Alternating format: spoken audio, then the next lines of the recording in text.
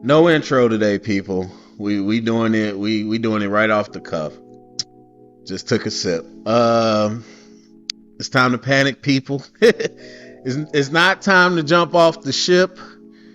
Hey, maybe I shouldn't say it's time to panic, but it's time to worry. It is definitely time to worry.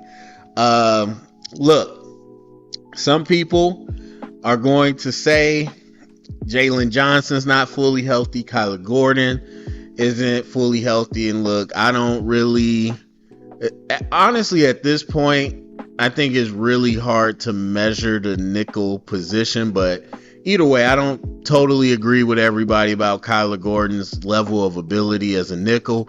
But obviously, it's better than a backup. And nickel is still an essential position. So sure, there's people that are going to tell you, hey, we didn't have them. And so whatever. I can acknowledge that, and I can tell you it still would have been great. This Dennis Allen system, quote unquote, isn't much different. And this is kind of what I figured. Again, I didn't go back and look at Dennis Allen, but kind of what I knew from the Saints and kind of what I heard didn't really match up, because I heard about blitz pressure packages, and I'm like, I don't remember the Saints doing a lot of that. The Saints were very four-man rush. And so far, what we got looks a lot like what Eberflus did, except probably some more man coverage. Now, look, that doesn't really matter to me because most of the NFL is nickel. And we played because it's Detroit, we played a good amount of base, even with TJ Edwards back. But that's because they like to use a lot of tight ends. So still, essentially, you have the same thing. You have Stevenson, who is very good at one type of thing. You have Jalen Johnson, who is very good, good enough to make an impact on a top target. And obviously, when he goes out, then, it's a little scary. And Kyler Gordon does his thing well enough. TJ Edwards and Edmonds completely can cover the field, but they aren't great going downhill. And then the D-line wise, even with all these new bodies, it's kind of the same. Like Dio last week, and again, I told you, I think mostly from watching film, it was because of the backup left tackle. And then you get into this week, he's not doing much. And so our pass rush, a lot of the times, we're just stuck to the blocks. Four-man rush, stuck to the blocks, no real pressure, and Jared Goff went insane. And even when we did get pressure or sacks, those were late. Those were not instant. So we still have the same pass rush issue. And on top of that, we're worse off than last year because Kevin Byard is playing bad. Now, I don't know that that's a physical thing. I haven't watched enough tape, but I can tell you through these 2 weeks, he is playing bad football. And again, that's from what I can tell the coverage is. It's a possibility. I could be wrong on the coverage, but, it's kind of simple once you see where people are going. And so Kevin Byard has not been in good position in a lot of things. And so that hurts a lot because Brisker is very much an in-the-box safety. And so the defense has the same exact issues as they had before. And even though the interior of Detroit is really bad, like, I'm not trying to downplay the Packers. Obviously, the narrative now is the Packers defense is incredible. That's why Detroit looked like that. I would say mostly Detroit looked like that, A, because they're trying to get used to a new system, but B, their interior was getting destroyed. Mahogany was terrible. Ratledge was just okay. And so we didn't take advantage of them in the pass pro like Green Bay did, but we definitely took advantage of them in the run game in the interior. So I that kind of gave us a false sense. I wouldn't even say false sense. That gave us a good starting foundational spot in those first, few quarters, but that first quarter and a half, we stopped the run pretty well. We played our leverage well on the perimeter. We didn't let anything break out too crazy. But eventually, it's the dam started to break because of the offense. So defensively, all I'm trying to say is very much the same issues we've seen before. Offensively, which is what everybody wants to talk about. Let me take another sip. It's time to be worried about Caleb. I had posted in the community, and it wasn't a joke. Like, there's a legit article talking about how the or a lot of people in the NFL front office world believe Caleb had shown not symptoms, signs of dyslexia, a form of dyslexia, when throughout the draft process. And the article also said that the Bears front office very much believed that that was the case. And so they were talking about how that kind of translated to his ability to kind of digest and then regurgitate the offense when you're talking about the play calls and all those different things. And so they were talking about his process ability being, potentially compromised because he has an undiagnosed type of learning disability. And so I get that's very personal and all that, and without someone with firsthand knowledge saying it, it feels kind of disrespectful and speculative. But these things happen. People got to understand, if you are not familiar with education and all of those, different things, if you're not familiar with how football teams work, that is very much a common thing. To me, to be honest, is no different than saying, hey, this player has diabetes. Like, it's that type, it happens. And so again, it doesn't, I think one quote I saw, it doesn't necessarily change his ability to get things done. What it does is change the approach to how he learns for, the team that's teaching him.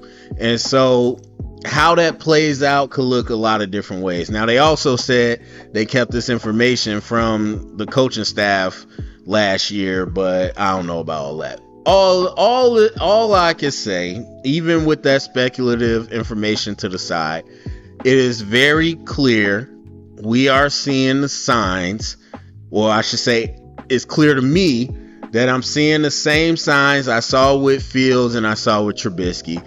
Now, I'm very sure I'll have the pushback of, that's cool, because I got it with Trubisky and it turned out to be what I said. And I said the same thing about Fields, and the pushback turned out to be what I said.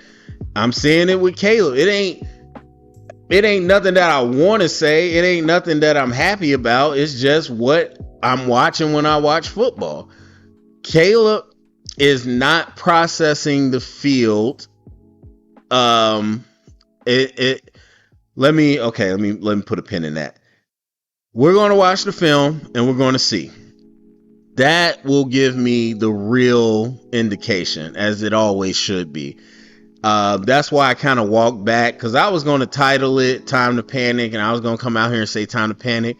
But we got to watch the film first. Now, when we watch the film, it very much could be time to panic. But as of now, I would say it's time to worry, because we'll get a definitive look. But as of right now, from what we can see in the TV view, it looks like he's not processing it well. And he's still not. Now, again, it's year 2, and I'm big on the 50 games. I'm big on 3 seasons. But it's year 2, and we haven't seen that grow. On top of that, what are we seeing a lot from Caleb that we didn't necessarily see last year? You're getting a lot of praise about his scrambling ability, about his ability to, be athletic in the pocket and pick up yards. He's running fast. Caleb's like, I feel like I've always been this fast, and he has been. But if you're an OG fan, you will remember I said this about Justin Fields right when it was starting to happen. I was like, Justin Fields is starting to fall in love with scrambling, because that's the only thing that's been positive for him. And I told you that's what happened to Trubisky. I said that when it happened to him. And now I'm a little worried. That's what we're starting to see with Caleb. And if that is the case, now you got Ben Johnson. I was about to say Brad Johnson. You got Ben Johnson, who is the type of offensive mind that is going to push him. He's going to push him with concepts. He's going to push him to, he's a former quarterback. He's going to push him to really execute an authentic aerial attack. However, even with all that support and, all that pushing, at the end of the day, quarterback is going to revert, or everybody's going to revert back to muscle memory. And so if he's not feeling like he's seeing results, and I said this in the off season, what will Caleb do if he feels like he's not seeing results? We saw what happened with Eberflus and that staff. As much as he said the right things, he kind of mentally shut down on them. What's going to happen if this savior Ben Johnson, and we're so great in this, what happens when it's not becoming productive? He's not getting results. Is he going to shut down on what Ben is trying to accomplish and revert back to what he thinks works? And now we've seen that during the game, last game in this game. He's reverting when the play is happening, he reverts to his tendencies. And look, Josh Allen, who should be the poster child for development, and I've talked about a lot of how he developed, he does it still too. Obviously, he has a very much controlled balance, but make no mistake, he's not perfect. He still reverts to some of that stuff too, some of that gunslinger cowboy stuff. And we saw that with Caleb last week. We saw that this week through an interception. And he does it all in almost the same way every time. He gets to the right sideline, runs up, jumps, and throws a laser trying to make something happen. And then he got intercepted this time. So, but what will the long term be? Is that what we're going to see all year? So that's the worrying part. But like I said, we'll get to the film, and I'll be honest. If we're looking at these, because I already told you from this view, I could tell you the concepts are better from Ben Johnson than they were last year. And so if we get to the film and we see open people in the progression, we see him not seeing the field, then yeah, I'm going to tell you it's kind of time to panic in terms of we got the same situation for the third time. Now, does that mean shut down on the season and all that? I'm not going to say that. I'm never going to say that after 2 weeks. But if it is very possible we got the same quarterback situation for the third time. And I'm going to tell you this. If that's the case, I know people are ready to go nuclear on everybody about the Bears. I'm not even going nuclear on Ryan Pace, which is probably the easiest target. Obviously, Ben Johnson gonna get the pass, and I talked about that over the offseason too. By the way, who gets the pass and what with Ben Johnson if it doesn't look good. But either way, I'm not even going nuclear on Ryan Pace. Not Ryan Pace. Oh my God, Ryan Poles. I told you there's so much deja vu. Look what I was doing. All right, so I'm not even going nuclear on him. I would probably just say. Look, at the end of the day, with the with the Pat Mahomes thing, it's not fair necessarily to Deshaun Watson because we'll never know. But I personally, I said he wasn't as great of a prospect as everybody kind of initially said, and that kind of turned out to be what the NFL felt. And I don't think he was as great as some of his numbers indicated in Houston. And we can say we never will know what happened with him and his situation, but obviously he didn't pan out. So that's not fair to take that as a win. Pat Mahomes was not a great prospect. I mean, many teams have told you that they thought he was going to continue to fall. He ended up going top 10. But even then, if people thought he actually thought he was what he is now, it wouldn't have been no top 10. He would have been number 1, even with Myles Garrett. So he was very much a raw project. People did not see what it was coming. And he got a year to sit. He got with Andy Reid. Things just worked out well. Trubisky, I was not a fan of him as a project or as a prospect either. I thought he was more of a project, but you're really kind of just tossing, juggling 3 similar things in the air at that time. So I'm not going to sit here and go crazy. Obviously, Mitch, for a lot of reasons, didn't really work out.